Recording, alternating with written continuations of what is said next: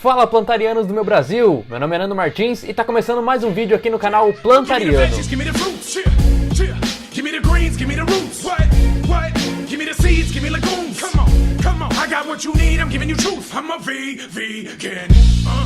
No vídeo de hoje a gente vai saber um pouquinho mais sobre uma vitamina que é tão falada nos dias de hoje, a vitamina B12.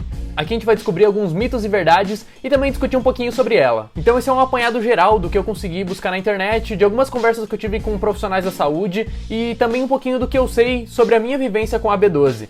E mesmo que você não é vegano, fique, pois esse assunto é interessante pra você também. Vou confessar pra vocês que provavelmente essa é a segunda coisa que mais pedem aos veganos. E não falta nada na sua alimentação? Não falta nada nutricionalmente? A resposta é sim, falta. Inclusive nas dietas onívoras ou... como chamamos hoje, as dietas que são comuns, que comem de tudo. Tanto alimentos de origem animal, quanto alimentos de origem vegetal. Porque a primeira coisa que pedem aos veganos, na verdade, é e a proteína? Mas nesse vídeo, então, a gente vai falar um pouquinho sobre o que a falta da B12 ocasiona, também os mitos e verdades em relação a ela, e acho que pra começar é legal falar um pouquinho sobre o meu histórico em relação à B12, sobre como eu tive as quedas e como que agora eu estou suplementando. Então eu comecei no ovo-lacto-vegetarianismo e eu geralmente fazia exames semestrais, então eu acompanhei muito essa queda da B12 realmente.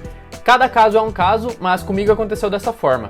Eu virei ovo-lacto-vegetariano e nesse tempo que eu parei, então os meus estoques de B12 permaneceram por um bom tempo. Vai muito de pessoa para pessoa, mas geralmente eles permanecem cerca de 2 a 3 anos, o que no meu caso foi um pouco menor. Então eu percebi que meus índices de B12 permaneceram aí por cerca de um ano e meio mais ou menos, dentro de um nível aceitável de B12. Logo depois disso, quando eu me tornei vegano, eles começaram a cair drasticamente e cheguei num ponto então com a B12 bem baixa. Esse é um alerta também às pessoas que são vegetarianas ou veganas há um pequeno tempo, pois esses estoques eles costumam a reduzir conforme o tempo. É legal você manter o controle sobre isso. Depois disso, 1 ano e meio, eu comecei a ver meus índices reduzindo, mas ainda estava numa taxa aceitável. Logo, 2 anos mais ou menos, ovo-lacto-vegetariano, já estava num índice meio crítico e eu tive que realmente suplementar.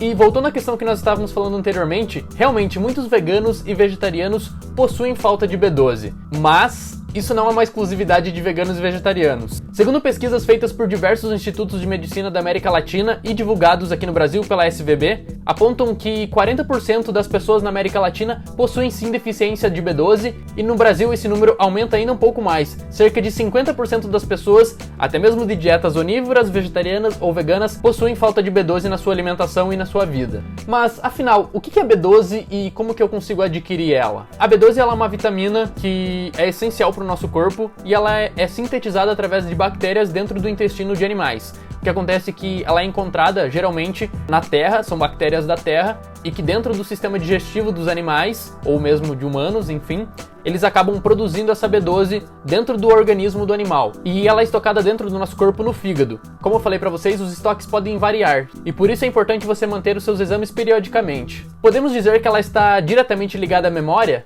Tecnicamente sim. A B12 ela basicamente protege o nosso sistema nervoso, então a falta dela gera danos aos nossos nervos. Essas consequências dependem dos níveis de deficiência. Em casos não tão graves, ela gera fadiga, fraqueza muscular, confusão mental, formigamento e em casos mais graves pode até gerar cegueira, surdez, demência, depressão e perda de equilíbrio. Todos esses sendo sintomas dessa falta de B12. E quais os níveis adequados de consumo para o ser humano? Os profissionais da saúde geralmente recomendam uma quantia a cada faixa etária. Porém, para pessoas adultas, é recomendado a ingestão diária de pelo menos 2,5 microgramas de vitamina B12 na sua alimentação. E nas medições de exames de sangue, é recomendado, no mínimo, a taxa de 490 picogramas por mililitro, que é o considerado que você não está com deficiência de B12. E uma das coisas que tem vindo muito à tona ultimamente é: existe B12 de origem vegetal?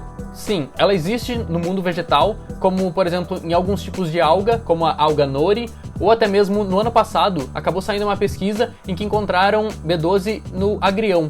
É uma espécie de agrião, na verdade, não todos os agriões que a gente encontra no mercado, e sim apenas uma espécie. As plantas elas geralmente não estocam a B12, pois não é necessária para o desenvolvimento dela. Logo, algumas plantas apenas em específico é que possuem essa estocagem da vitamina. Então, ainda estão apenas no começo dos estudos e a Universidade de Kent, na Inglaterra, acabou encontrando a presença da vitamina no agrião. Porém, o agrião é apenas o Lipidium sativum.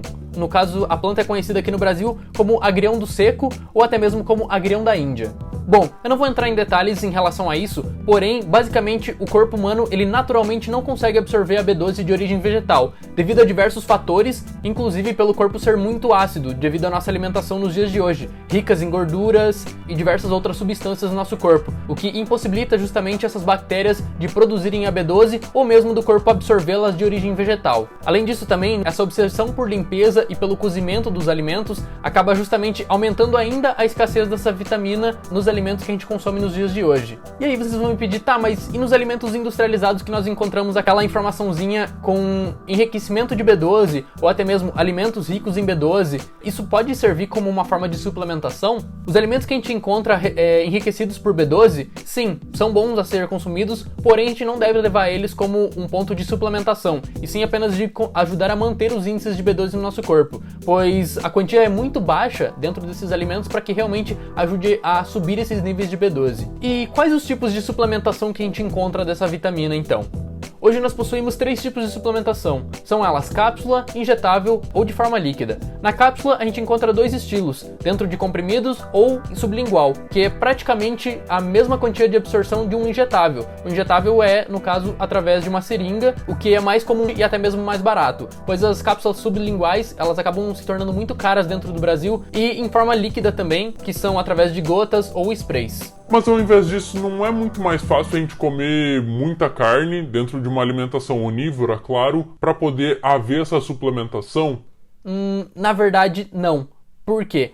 Porque o nosso corpo ele consegue absorver apenas de 1 a 1,5 micrograma desta vitamina dentro de um prazo de 4 a 6 horas. Então você teria que se alimentar muitas vezes de carne ou de alimentos de origem animal durante o seu dia para poder atingir aos níveis recomendados, que são de 2,5.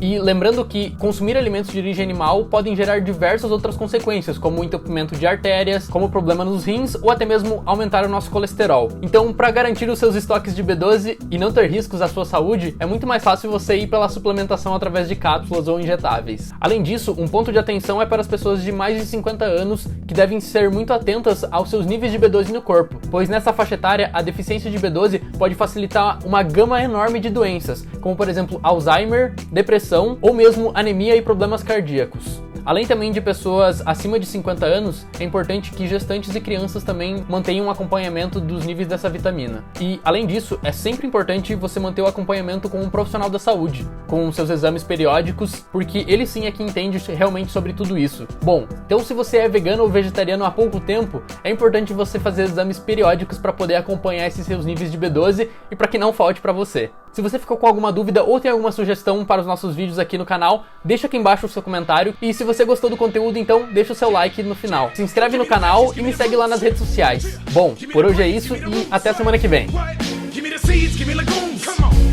I got what you need, I'm giving you truth. I'm a vegan.